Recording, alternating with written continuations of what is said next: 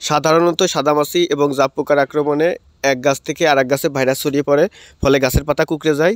এছাড়াও মাকড়ের আক্রমণেও গাছের পাতা কুঁকড়ে যায়।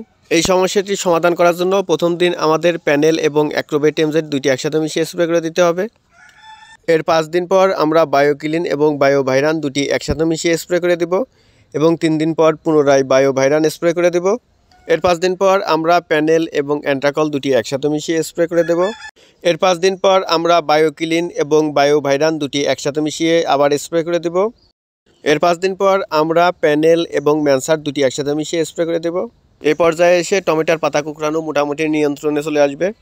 এরপরেও যদি গাছের ভাইরাস পুরোপুরি ঠিক না হয়, তাহলে পুনরায় আবার আমরা বায়োকিলিন এবং বায়োভাইরান দুটি একসাথে মিশিয়ে স্প্রে করে দেব।